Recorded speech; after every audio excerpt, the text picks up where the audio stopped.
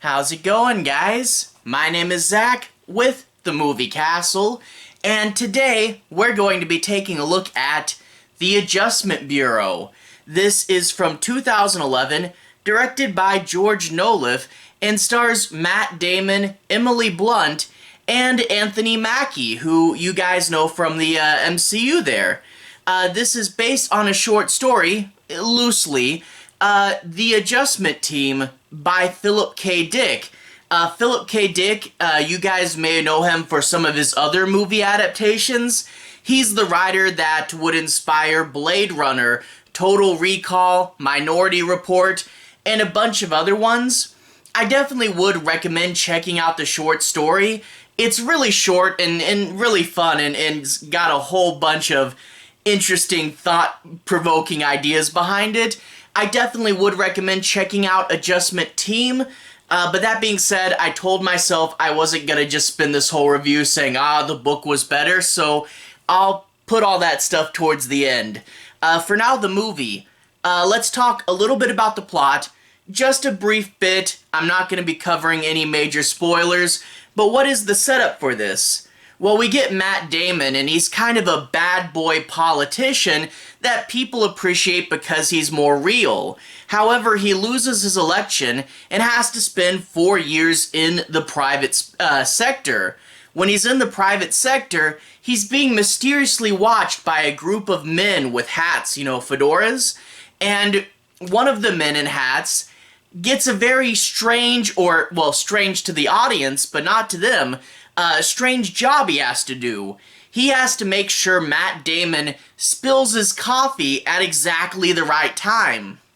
You see, if he spills his coffee at the right time, he's gonna go try to clean himself up and he'll miss his bus. However, this guy messes up his job, Matt Damon doesn't spill his coffee in time, and he gets on the bus heading to work earlier than he's supposed to. On the bus, he reconnects with Emily Blunt's character, this girl who he ran into on his election night, and the two form a even more solid connection. However, when he gets off the bus, he discovers that his office building is sort of frozen in time. All the people are standing still, and he sees a group of people adjusting things. In particular, this one board member that was going to shoot down a project, they're scanning his mind with lasers and sort of influencing his thoughts. It's sort of a conspiracy type deal. So that is pretty interesting. They, of course, have a big chase and they run through the building, and he's eventually captured and brought into this secret warehouse, and that's where they tell him who they are and what happened. He saw something he really wasn't supposed to, and they basically say they're a group of people responsible for keeping the world on track, making tiny adjustments and mapping out the course of future history. So yeah, that's a really good, interesting idea from Dick's original concept. And the guy says, look, you have to swear you'll never tell anybody about us, or we're going to wipe your mind completely and that's it for you.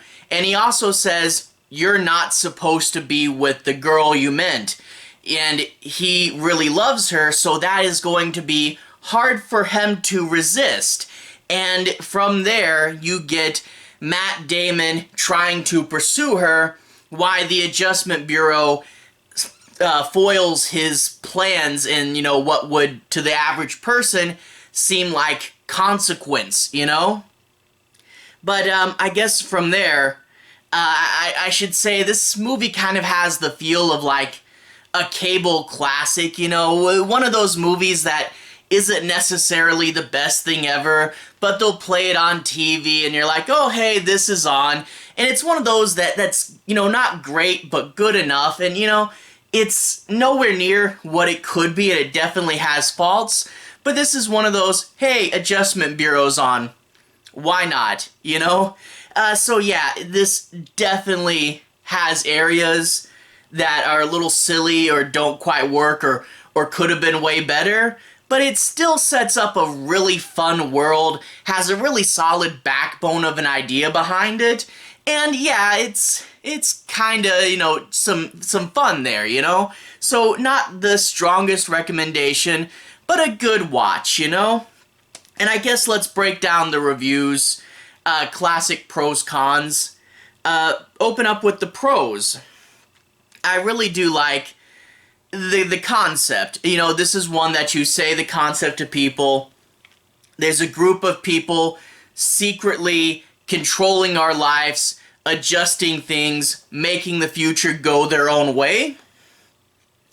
That right there, that's just a solid concept that really does hook you in, And they make him a politician this time around. In the short story, he's just a regular everyman, but making him a politician, he has this, one of the better scenes in the movie, where he kind of draws the parallels between the fiction and what's really happening in real everyday life, He does this speech where he's a little bit disgruntled, and he says, "This tie, I didn't pick out this tie. There was a research team that said this would be the best tie for me. And my shoes, they couldn't be too shiny. They had to be this level of scuff where I could still appeal to the bigger people that are gonna fund me, but I still felt like a working man. So this shoe was calibrated by science."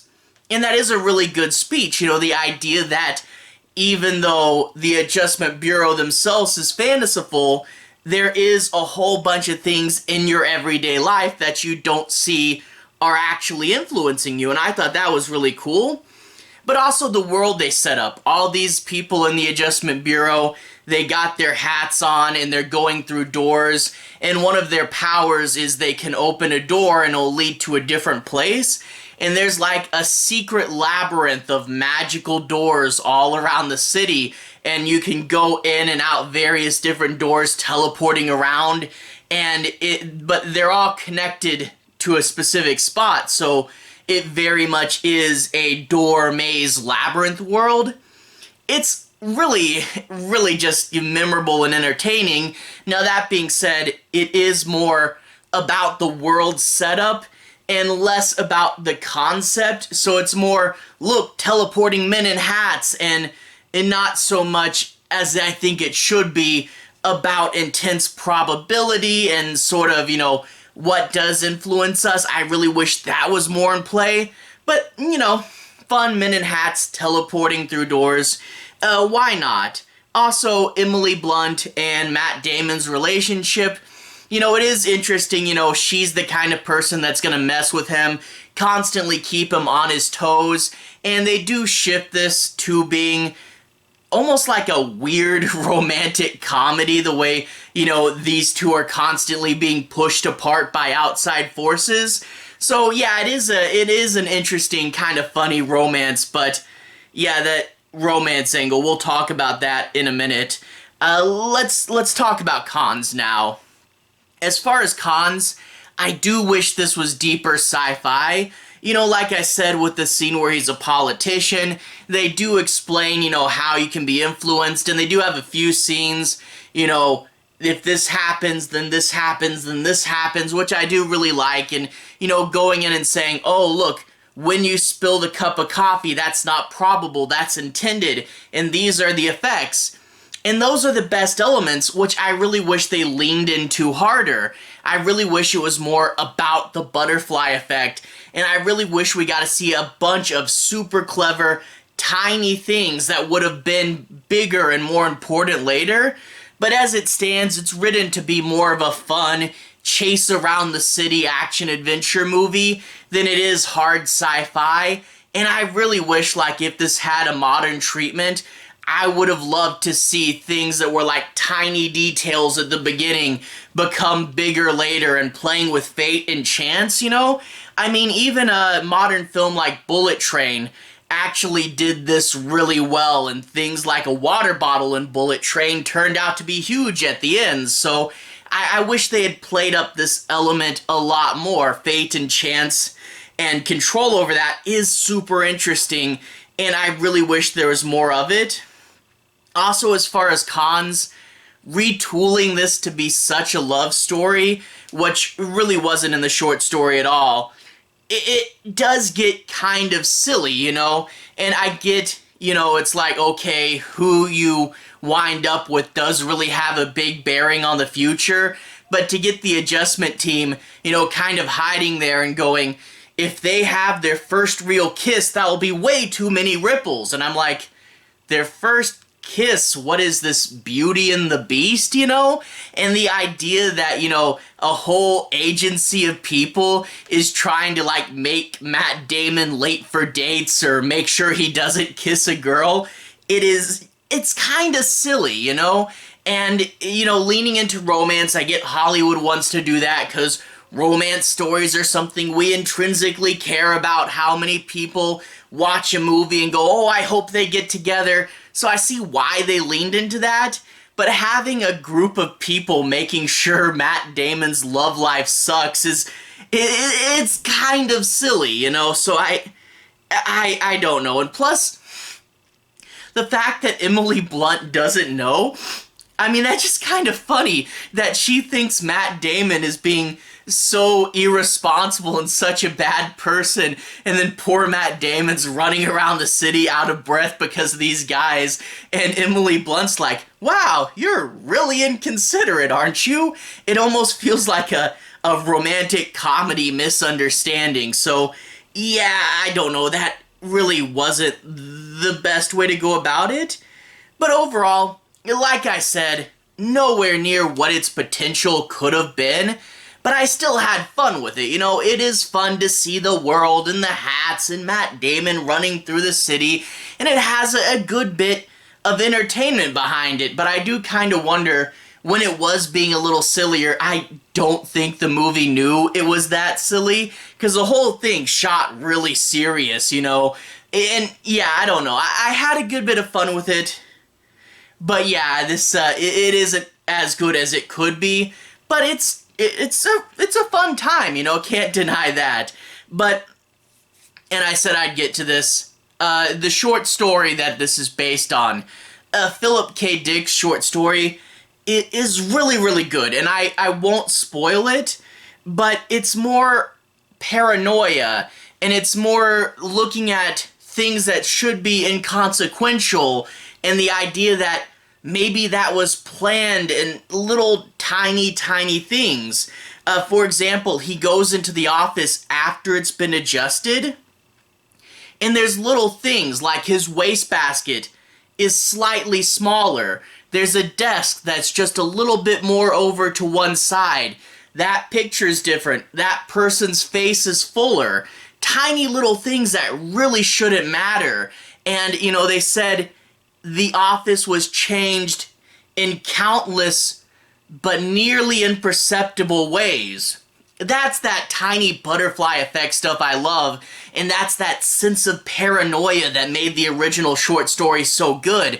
All these tiny little things that, you know, okay, maybe a smaller waste paper basket isn't cinematic, but I really do appreciate that. Also, the de-energized world, that was something that was super disappointing in the movie. You know, he goes into the office when it's de-energized in the movie, and it's basically the same, but everyone's standing still. In the book, they describe the de-energized world as like it was made out of dust, and things will crumble when you touch them. I was so looking forward to seeing something like that, that the fact that it's just the same but people are frozen. And also, there is a bit of humor and funny stuff, and I kid you not, in the original short story, Anthony Mackie's character is a talking dog, which just to see how I read the short story and I'm like, there is no way Hollywood is doing that, and of course they didn't, but I do like, you know, there's the Adjustment Bureau going, okay dog, if you don't bark at exactly the right time, things are gonna change, you know, and that is sort of the probability bordering on superstition and luck. It's almost like, you know, how people insist that they have to wear their special jersey on game day to root for their team, you know? Like the idea that a dog barking at a certain time would change who would come to the door later. It really is just so improbable, such, you know, unchartable probability that it really does border on superstition, you know, and I really wish we got that more in the book as well. But overall, what can I say? It's a fun little world where the guys in hats go through doors, Doctor Strange style, come out somewhere else. They have books with moving ink on them that can track the timelines, and there really is a whole little world they built. So it's not bad, it's just not what its potential could have been. You know, especially with Dick's other stuff getting turned into Blade Runner and Total Recall. It could have been better, but as it stands, it's a fun little watch, you know? Anyway, to everyone who's watched so far, thank you for watching. To everyone who's liked and subscribed, thank you. You really are helping the channel out. I'll leave a relevant playlist on the bottom. If you guys want to see me talk about more stuff like this, you can click right there to see more. Anyway, have a good day. I'll see you guys again very, very soon. Relevant playlist on the bottom. Have a good day now.